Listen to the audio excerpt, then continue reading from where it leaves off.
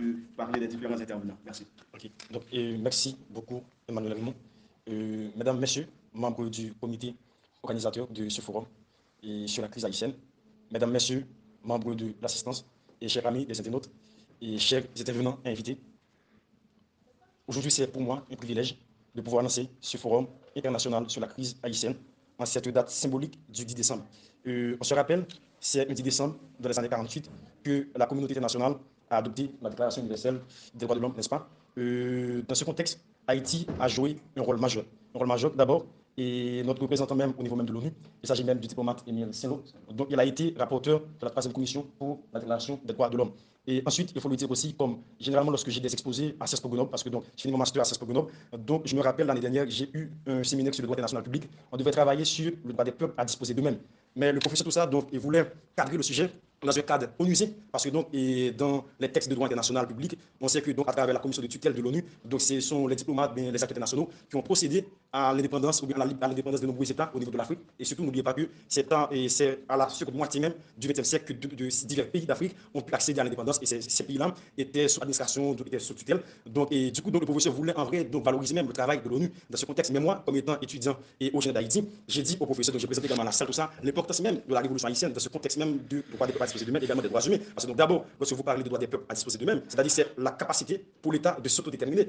Donc, mais à cette époque, il faut dire que donc, les populations et les habitants de nombreux pays, de nombreux territoires, au niveau même de l'Afrique, de l'Amérique, n'étaient pas vraiment indépendants, n'étaient pas vraiment libres. Elles ne pouvaient pas vraiment prendre de décision. Et c'est à partir de 1804 même que les héros de l'indépendance haïtienne, encore nos ancêtres, tout ça, ont posé même le principe même de l'égalité entre les races, de l'égalité entre les hommes. Donc déjà même, dans les statuts même de l'organisation coloniale, les esclaves n'avaient pas vraiment de droit. Donc c'est-à-dire qu'ils ne pouvaient pas jouer même de droits civils politiques. Donc du coup même, ils n'avaient même pas de droit de s'autodéterminer. Donc du coup, dans ce contexte-là, j'ai dit au professeur que nous avons joué un double rôle. D'abord, le diplomate haïtien a été rapporteur à la 3e commission sur la Déclaration des droits de l'homme. Ensuite aussi, donc Haïti même a instauré même le principe même du droit des peuples à disposer d'eux-mêmes. C'est-à-dire donc les Haïtiens ont dit à l'humanité que les esclaves, même si nous sommes noirs, mais nous avons également des droits, tout comme les Français. C'est-à-dire Haïti a posé même ce principe d'égalité. Et il faut dire que d'abord, si je vais me aussi donc dans ma préparation, il faut dire que donc l'exploit de nos ancêtres en 1804 fut le point de départ du droit des peuples à disposer d'eux-mêmes et également de l'égalité entre les hommes. Et on s'en souvient qu'aucune des révolutions faites n'a songé à abolir l'esclavage dans ce contexte. Par exemple, nous savons tous que vraiment que donc les Américains, ils ont proclamé l'indépendance en 1776, M. Patrick Henry. Cependant, mais l'abolissement de l'esclavage au niveau même des États-Unis, c'était à partir même de la guerre de sécession en 1866. C'est-à-dire même à partir même en ce moment-là, lorsque les États-Unis étaient devenus indépendants, mais il y avait encore de l'esclavage dans une partie même des États-Unis d'Amérique. Et même la France également, on dit qu'il est le pays même des droits de l'homme. La France a procédé même à la Déclaration des droits de l'homme en 1789. Mais en vrai, mais la France prenait l'esclavage au niveau de l'Afrique. La France prenait l'esclavage même au niveau même de ses domaines. Et du coup, dans ce contexte-là, on ne peut pas dire que la France a valorisé les droits de l'homme. Alors, il fallait attendre la révolution haïtienne pour poser ce principe, pour dire que peu importe votre couleur, peu importe votre origine sociale, peu importe d'où vous venez, donc vous avez également des droits. C'est-à-dire que ce soit des droits civils, des droits politiques, des droits sociaux, des droits économiques et des droits culturels. Donc, mes chers amis, il faut dire que Haïti représente même le point de départ de l'égalité entre les hommes. Haïti représente également le point de départ également de la reconnaissance même des droits pour tous, sans distinction de race. Donc, du coup, on ne peut pas écarter Haïti même de cette logique de valorisation même des droits humains, parce que, évidemment, le 10 décembre, on peut dire voilà, que la communauté internationale a procédé même à la proclamation même de l'adoption même de la déclaration. Mais en vrai, il faut parler aussi de l'histoire d'Haïti pour comprendre que, donc, bien avant même l'ONU, Haïti avait déjà posé ce principe des droits humains. Donc, mes chers amis, malheureusement, 200 ans après avoir fait cette révolution qui a chambardé le système colonial, qui a chambardé également le système économique mondial, parce qu'il faut dire qu'au cours même de cette période-là, l'économie était basée sur l'exploitation des esclaves, l'exploitation coloniale. Donc, du coup, de nombreux pays européens ont connu de succès économique à travers l'esclavage. Du coup, vous prenez la France, vous prenez la Hollande, vous prenez l'Angleterre, vous prenez le Portugal, c'était de l'esclavage. En vrai, mais il faut dire que malheureusement, que 200 ans après avoir fait cet exploit manuel, qui a permis aussi à des esclaves qui habitaient tout ça tout près d'accéder à la liberté, mais 200 ans après, Haïti est devenu tout ça un pays qu'on doit fuir à tout prix si l'on veut réellement jouir de ses droits civils, politiques, sociaux, culturels. Car comment se présente la situation en Haïti en ce moment? D'abord, de nombreuses femmes et filles se font violer quotidiennement en Haïti. Dans ce contexte-là, on ne peut pas parler vraiment de droits humains en Haïti. Deuxièmement, si l'on prend également la liberté de circulation de manière, en ce moment en Haïti, personne ne veut prendre le risque de vacuer à l'activité si vraiment elle n'est pas sûre que, selon les nouvelles de radio, que quelle voie est libre. Donc, du coup, avant de sortir chez soi, M. Patrick Henry, on doit d'abord brancher tout ça. Donc, sur la radio, dit voilà, est-ce que vraiment on peut passer par Delma 30, est-ce qu'on peut passer par Delma 40? Et même là encore, il y a la route de Matissan qui est bloquée depuis des mois, depuis même des années, et puis les autorités ne peuvent pas agir. Donc, du coup, là, de ce côté-là, on se dit vraiment que nous sommes dans le flot, on ne peut pas parler même de droits humains. Et ensuite, également, par rapport à la crise humanitaire à laquelle Haïti fait face, des milliers d'enfants sont privés d'école, sont privés, ne peuvent pas être scolarisés. Donc, du coup, le pays est bloqué, c'est-à-dire donc l'école est fermée. Maintenant, le ministre Malinga parle de l'école Atipa, mais est-ce que tout ça, donc, en 2022, on peut parler d'école Atipa, c'est-à-dire que les écoles sont fermées, ne peuvent pas fonctionner, ne fonctionnent pas de manière régulière, de manière normale. Donc, du coup, des milliers d'enfants sont privés d'école. Donc, des femmes et filles se font violer. Et tout récemment, là, j'ai appris que tout ça, il y a un bus qui a été contrôlé par les bandits, et les bandits ont violé femmes et hommes. Donc, dans ce contexte-là, c'est vraiment difficile de parler même de droits humains en Haïti, car en Haïti, il n'y a pas la promotion des droits humains, il n'y a pas également la protection des droits humains. Car votre droit a été violé, mais vous ne pouvez pas, vous n'avez aucun recours. C'est-à-dire le problème, c'est-à-dire donc, ok, votre droit peut être violé, mais vous auriez pu avoir accès à un recours pour que vous soyez réparé des dommages qui vous ont été causés. Mais malheureusement, dans le cas d'Haïti, il y a ni réparation, il y a ni promotion des droits humains. Du coup, malheureusement, malgré tout notre exploit, malheureusement, nous sommes dans cette situation. Et en vrai, donc, comme Mono et Emmanuel vous l'avez dit aussi, donc, malheureusement, M. Patrick, Haïti qui était perçu comme étant le centre même de la démocratie dans le monde même, de l'égalité dans le monde, tout ça, qui était perçu comme un modèle aussi pour les peuples. Parce que moi, j'ai fait mon stage en Afrique parce que j'étais là-bas, au niveau de Bénin, de Togo, au niveau de Bénin, Togo, il y a une route, c'est surtout au niveau de Bénin, la route de l'esclave. C'est-à-dire là, vous voyez qu'il y a des écrits de tout ça qui mettent en valeur beaucoup, qui mettent en valeur la révolution haïtienne, parce que les Africains, ils sont fiers des Haïtiens. Moi, lorsque j'étais arrivé en Afrique, les gens me disaient, Mathias, nous sommes tous fiers. C'est par vous tout ça qu'on a pu penser qu'on est tous égaux, qu'on est égaux des Blancs. Donc, du coup, là, en vrai, malheureusement, on s'est dit comment, après tout cet exploit-là, nous sommes devenus le seul pays même de la région caribéenne, de la région latino-américaine. Donc, mes chers amis, en effet, face à la dégradation de la situation humanitaire en Haïti, engendrée par l'insécurité des groupes armés qui terrorisent la population, qui violent les femmes et les filles, enlèvent les gens en pleine route. Donc, et la crise politique, absence d'autorité légitime à la tête de l'État. Donc, du coup, en ce moment-là, on sait que Ariel Henry, il est à la fois ministre et président. Donc, du coup, face à cela aussi, il faut agir parce qu'il n'y a pas vraiment d'autorité légitime. Parce que donc, il faut dire qu'en politique, il faut d'abord mettre en face sur la légitimité et l'illégitimité. Donc, vous êtes légitime lorsque vous avez été choisi par le peuple, tout ça, surtout lorsque les dispositions, tout ça, de vous permettre tout ça, d'accéder à un poste. Mais malheureusement, dans le cas d'Ariel Henry, il n'y avait pas d'élection du coup. Donc, il n'y avait pas les dispositions au niveau même de la question, tout ça. Donc, on n'avait pas prévu tout ça, tout cet événement-là. Donc, du coup, il y a un problème de légitimité au niveau même de l'État. Du pouvoir qui existe. Ensuite aussi, il y a la paralysie des activités économiques. Parce qu'en ce moment, en Haïti, les banques ne fonctionnent pas normalement. Il y a des tensions, les petits commerçants, tout ça, qui devraient aller vendre leurs produits, faire le petit commerce. Ils ne peuvent pas vraiment le faire comme ils auraient pu le faire. Donc, du coup, là, il y a de nombreux problèmes. Donc, du coup, et face à cela, il y a lieu d'agir et de réfléchir sur les mesures à adopter pour sortir le pays de cette crise qui ne date pas d'aujourd'hui. Ainsi, le but de ce forum est de trouver une solution durable à la résurgence des crises en Haïti, à la récurrence également de la problématique des crises en Haïti. Il faut dire en Haïti, les crises sont récurrentes, c'est-à-dire vous prenez même depuis 1806-1807, nous avons connu des crises, nous avons connu des crises aussi à la fin du 19e siècle, cela qui nous a conduit même à l'occupation américaine en 1915, nous avons connu aussi des crises même sous le règne de Duvalier, après Duvalier encore nous n'avons pas pu entrer dans la transition démocratique, donc du coup ces crises encore une fois, malgré nous sommes démocrates, malheureusement, de temps en temps en Haïti, les présidents font face à deux problèmes, soit ils partent en exil, ils ne terminent pas le mandat, deuxièmement, le cas qu'on a, c'est le cas du général Moïse qui a été assassiné au pouvoir, donc du coup, on est loin de parler de démocratie. Or, Chili qui a depuis commencé le processus à la même qu'Haïti, Chili a réussi sa transition démocratique. Aujourd'hui, Chili, c'est le pays le plus stable, même de la région latino-américaine qui fait partie même de l'OCDE. Donc, du coup, il y a des problèmes. Mais pour résoudre ces problèmes, M. Patrick, Emmanuel Raymond, chers amis de l'assistance, chers internautes, il faut réfléchir. On ne va pas adopter des solutions factuelles, des solutions conjoncturelles. Du coup, il faut bien réfléchir, il faut bien analyser les choses pour dire voilà, qu'est-ce qu'on a fait pour qu'on soit arrivé là, qu'est-ce qu'on n'a pas fait qui a causé autant de dommages à notre société, qu'est-ce qu'on doit faire pour sortir Haïti de cette crise, qu'est-ce qu'on doit faire également, tout ça, pour mettre Haïti sur le chemin même, sur la voie même du développement. Par exemple, de nombreux États ont connu des crises, parce que Côte d'Ivoire également a connu des crises. Mais maintenant, Côte d'Ivoire, on sait qu'il y a une forme de stabilité, c'est le moteur économique de la région ouest-africaine. Donc, il y a même Singapour qui a connu des crises aussi. Maintenant, on voit qu'il y a une dynamique économique. Il y a la Chine aussi qui a connu des années de guerre civile, mais en vrai, la Chine aujourd'hui devient la première puissance commerciale au monde, l'une des puissances économiques au niveau mondial. Donc, du coup, si on réfléchit bien, si on pose des problèmes de manière technique, on pourra trouver la solution adéquate à ces problèmes. Donc, du coup, en ce sens, nous voulons atteindre trois objectifs. Nous voulons faire d'abord le plaidoyer. Premier, engagement des acteurs internationaux en Haïti. Deuxièmement, encourager l'implication de la jeunesse et de la diaspora dans la recherche de solutions à la crise parce qu'on ne peut pas penser le développement d'Haïti, la reconstruction d'Haïti, la résolution de la crise sans la diaspora également, sans la jeunesse haïtienne. Et troisièmement, inciter les acteurs politiques à s'entendre sur un projet commun pour réaliser les intérêts de la nation. Parce que ce qu'on est en train de voir aujourd'hui, c'est que les acteurs politiques, ils ne cherchent plus des intérêts, ils ne se battent plus pour des intérêts mesquins, claniques, tout ça, de groupes, tout ça, qui ne peuvent pas, personnels, qui ne peuvent pas aider le pays à sortir de cette crise. Du coup, je pense qu'il faut un consensus entre ces acteurs pour pouvoir trouver une solution à la crise. Donc, dans le cadre de ce forum, rapidement, nous attendons les résultats suivants. D'abord, une meilleure compréhension de la crise haïtienne, c'est pour ça qu'on est venu ici. On aura le docteur Boulière, on a également le professeur Jésus, tout ça pour pouvoir nous expliquer bien les racines même et les différentes formes même de la crise haïtienne et comment on peut faire pour s'en sortir. Deuxièmement, c'est jeter les bases également d'un accord entre les protagonistes. Troisièmement, placer la diaspora et la jeunesse au centre des discussions. Donc je pense que c'est tout pour la mise en contexte par rapport aux objectifs même de ce forum. Et je pense qu'on va passer un très bon moment avec nos différents intervenants. Il y a certaines questions déjà connectées, il y a d'autres qui vont nous rejoindre à travers Google Meet, à travers Zoom et tant d'autres. Donc Emmanuel Raymond, merci de m'avoir accordé la parole. J'espère qu'on va passer un bon moment avec nos amis qui sont connectés en Haïti, en Dominicaine, aux États-Unis, en France, tout ça, que nous suivons tout ça. Merci, Dr. Mathias. Et je tiens à vous rappeler qu'il s'agit du Forum international sur la crise haïtienne. Donc, on va continuer avec l'activité, avec le processus, la mise en œuvre de cette activité faramineuse. Donc, rapidement, et on ne va pas perdre de temps, on va essayer de prendre l'intervention de l'écrivain Patrick Pierre-Louis. Il est auteur-coordonnateur, je tiens à vous rappeler, du MAC-CNSH. Alors maintenant, c'est le temps de M. Patrick Pierre-Louis, question d'intervenir sur la crise haïtienne. Précisément, je tiens à vous rappeler qu'il va intervenir sur l'importance de la diaspora haïtienne, de la reconstruction du pays. Merci.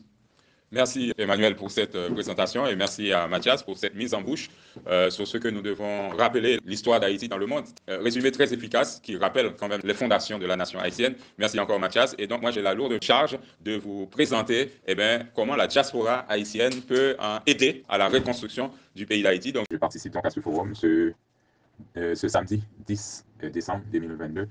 Je suis votre frère Patrick Pierre-Louis. Je suis heureux de pouvoir participer à ce forum sur la crise haïtienne. Donc, vous savez qu'il y a eu un premier forum qui a eu lieu. Donc, c'est notre grand cher ami Mathias Desvers qui est à la baguette de l'organisation de ce forum sur la crise haïtienne. Donc, le premier forum a eu lieu le 18 novembre 2022. Je devais moi-même aller animer le second congrès de la diaspora en République dominicaine, ce qui a fait que je n'ai pas pu participer dans cette première version de ce grand forum sur la crise haïtienne.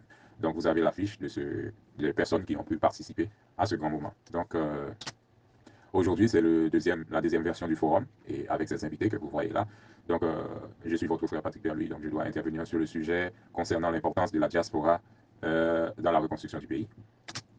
Donc, j'ai fait une petite présentation qui va se dérouler en 3 étapes où je vais vous parler les 3 étapes à respecter pour une vraie intégration de la diaspora dans la résolution de la crise en Haïti. Et je vais aussi vous parler pourquoi il faut que nous continuions ces forums comme celui-ci, qui est la deuxième version. Je vais aussi vous parler du MAC-CNSH, c'est-à-dire le Mouvement associatif citoyen pour la Conférence nationale souveraine en Haïti. Donc, vous avez aujourd'hui les différents participants. Et d'ailleurs, je profite pour saluer mon frère, le docteur Arnous Baudelaire, et aussi le docteur Moïse Jean, pour leur participation dans ce forum. Donc maintenant, les 3 grandes étapes à respecter pour une vraie participation de la diaspora haïtienne à la reconstruction du pays. Et ce sont ces 3 grandes étapes que je vais énumérer dans ma présentation. Il faut donc, la première chose à faire, il faut que nous partons avec l'idée que une nouvelle Haïti est possible. C'est ensemble que nous pouvons le faire et il nous faut une méthode, il nous faut une feuille de route. Voilà pourquoi je dis, ensemble, allons à la Conférence nationale souveraine en Haïti. Donc, c'est quoi ces 3 grandes étapes? La première chose qu'il faut, la création d'une commission indépendante. Aujourd'hui, pour vraiment que la diaspora puisse participer à la résolution de la crise en Haïti, la première des choses à faire, il faut que ceux qui nous gouvernent, en l'occurrence, au moment où je vous parle, c'est M. Ariel Henry, il faut qu'il puisse créer une commission indépendante. Et c'est une nécessité importante. Et nous ne pouvons pas dire autre chose parce que nous savons comment M. Ariel Henry est arrivé au pouvoir. Et normalement, il a aussi une responsabilité à accepter une méthode de résolution de la crise. Et nous pensons que la première étape, c'est qu'il devra créer une commission indépendante. Je ne dis pas pour le moment comment il va faire, pourquoi il va le faire. Je dis seulement qu'il faut qu'il crée une commission indépendante. Continuons notre présentation pour que vous puissiez voir le fil de ma pensée.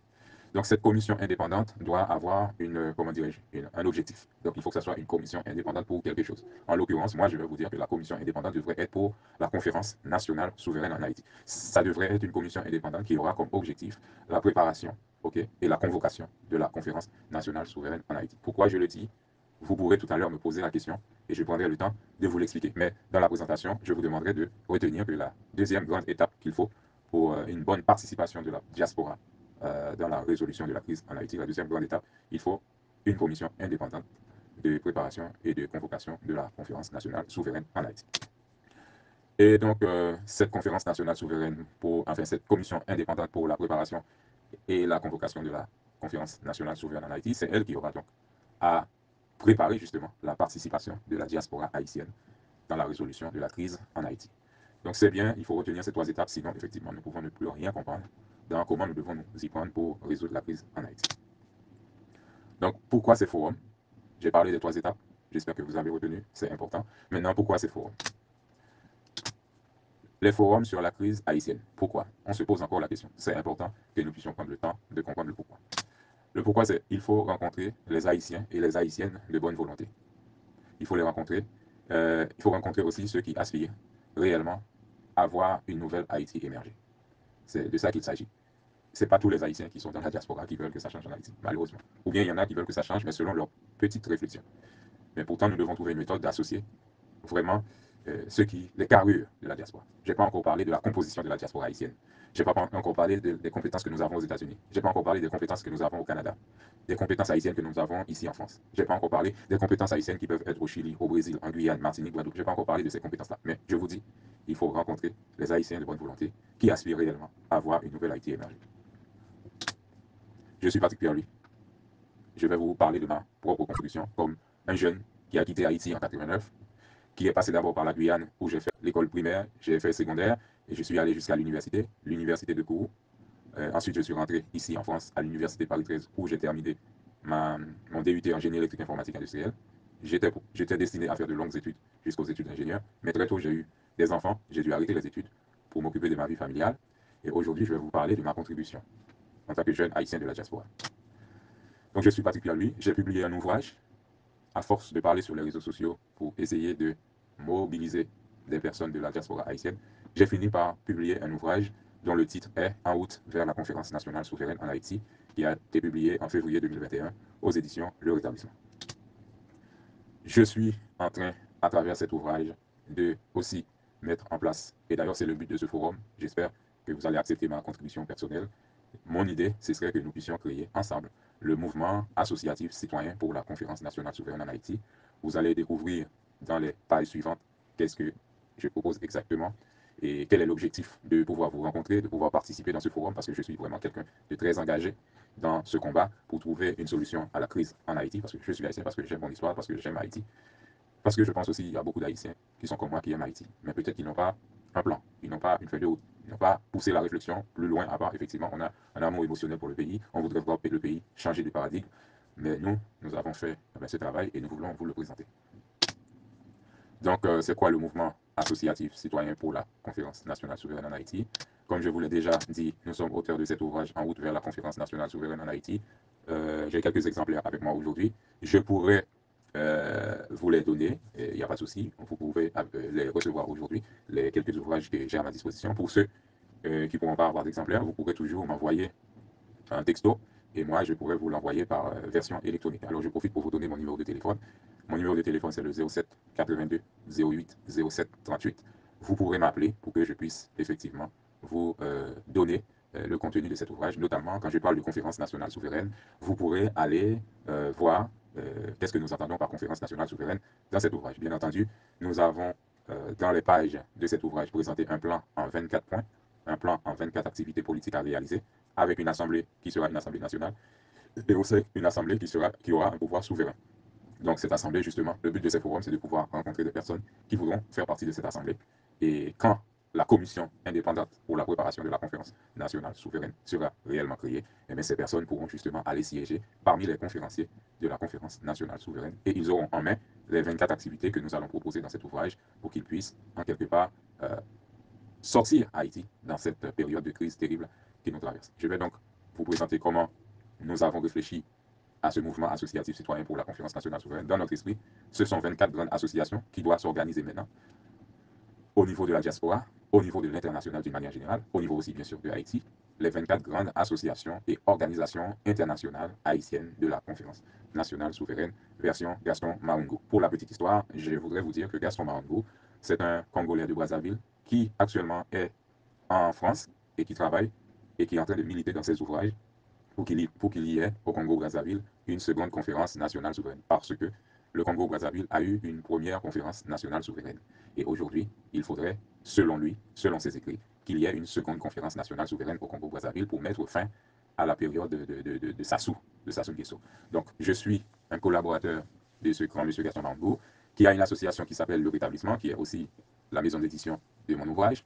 J'ai eu l'occasion de lire ses ouvrages, de m'inspirer de ses idées, et aujourd'hui, c'est avec fierté que je présente cette même formule pour pouvoir résoudre le conflit en Haïti. Je vais maintenant vous présenter quelques pages de cet ouvrage que vous avez avec vous, traitant les 24 grandes associations et organisations internationales haïtiennes de la conférence nationale souveraine version Gaston Maungo. Tiré du livre Le conflit de l'après-Sassou, projet de société, ou la nouvelle édition réadaptée Émergence africaine et afro-caribéenne, un programme politique à exécuter en vue d'établir un nouveau Congo, entre parenthèses Haïti, influent, puissant et prospère. 1.1. Rompre les contrats coloniaux caducs. Si le premier acte politique que nous devrions matérialiser au cours de la seconde conférence nationale souveraine congolaise, SCNSC, afin d'accéder à l'indépendance politique véritable. Il concerne absolument le fait de mettre en lumière l'existence ou non des contrats coloniaux qui vassalisent le Congo-Brazzaville à la France. Au cas où leur existence est prouvée matériellement ou immatériellement, nous devrions les rompre impérativement et unilatéralement, car visiblement, ils sont en défaveur de l'émancipation de la nation congolaise. Et si ces contrats coloniaux n'existent pas, nous établirons un statut qui exprime véritablement leur inexistence. Comme cela, nous serons à l'affût d'un quelconque acte socio-économico-politico-militaire qui matérialiserait leur existence et mise en exergue postérieure au cas où nous serons capables de l'illustrer, et nous entamerons des poursuites judiciaires et politiques ainsi que des sanctions sévères contre la France, l'Europe, l'Amérique et l'Asie, qui seraient coupables des manifestations diverses ayant trait aux activités relatives à ces contrats, en cas de récidive, après qu'ils soient approuvés et certifiés qu'ils n'existent pas, tandis que nous les verrons par la suite en action. Ce résumé du point numéro 1 du livre expose la stratégie qui sera mise en œuvre pour rompre les contrats coloniaux dans le cas du Congo-Brazzaville. Pour le cas d'Haïti, il sera question de rompre les contrats coloniaux avec les États-Unis, le Canada et la France et les institutions internationales qui handicapent son développement. Et donc l'article 2 des statuts de l'association qui pourrait prendre en charge cette mission devrait être article 2, mission. Cette association a pour but d'aider Haïti à réaliser la conférence nationale souveraine en nous occupant du point numéro 1, à savoir mobiliser les compétences pour aboutir à la fin des contrats coloniaux qui peuvent exister entre Haïti et les États-Unis, le Canada ou la France et les institutions internationales. Le point 2.1, redéfinir la relation du Congo et de la France. La conséquence déterminante ressortant de l'abolition des contrats coloniaux se déterminera en ce que le nouveau Congo, qui sortira de la seconde conférence nationale souveraine congolaise, devra élaborer des nouveaux contrats modernes congolo-français et franco-congolais renouvelés, fondés sur le 50-50, le donnant-donnant et le gagnant-gagnant, qui définissent la nouvelle relation entre le Congo et la France, ainsi que toute autre puissance, superpuissance et hyperpuissance de la communauté internationale. Ainsi, personne d'entre les prétendants actuels au pouvoir, parmi les futurs présidentiables, ne devrait plus hypothéquer notre souveraineté nationale pour accéder au pouvoir et se maintenir au pouvoir au-delà de l'expression de la volonté du peuple souverain. Donc nous disons 2.2, pour le cas d'Haïti, il sera question de redéfinir les relations entre Haïti et les États-Unis, le Canada et la France, les institutions internationales, les ONG, qui handicapent l'expression de notre volonté en tant que peuple souverain. Et donc, l'article 2 des statuts de l'association qui pourrait prendre en charge cette mission devrait être article 2, mission. Cette association a pour but d'aider Haïti à réaliser la conférence nationale souveraine en nous occupant du point numéro 2, à savoir mobiliser les compétences pour aboutir à la redéfinition des relations entre Haïti et les États-Unis, le Canada, la France et les institutions internationales et les ONG. Maintenant, voyons le 3.1, démontrer notre maturité politique. En acceptant de nous rassembler à la seconde conférence nationale souveraine, par et pour nous-mêmes, c'est-à-dire 1. La mouvance présidentielle pécétiste et apparentée, 2. L'opposition politique populaire, 3. La société civile, 4. Et la diaspora, 5. En invitant quelques organisations non gouvernementales du genre The Human Rights Watch, Global Witness, Transparency International, etc., quelques représentants de l'institution onusienne, l'Union européenne, l'Union africaine, etc., sans œuvrer pour la mouvance ou l'influence ou l'instigation de quelque pouvoir extérieur qui soit, ou qui en afficherait l'intention paternaliste, nous nous déterminerons à mettre fin à la toute-puissance du pouvoir constitutionnel et institutionnel du régime dictatorial et kakistocrate qui contrôle tout dans le pays. Donc la suite, vous avez compris, il faut aller dans le livre et continuer la lecture. Nous n'avons pas le temps de pouvoir faire ça dans cette présentation. Et bien sûr, vous pouvez continuer la conversation avec nous pour connaître les 24 autres points et comment nous réfléchissons sur le mouvement associatif citoyen qui devra prendre en charge pour faire la promotion de la conférence nationale souveraine en Haïti. Merci pour votre patience. C'était votre frère Patrick Pierre-Louis. Shalom.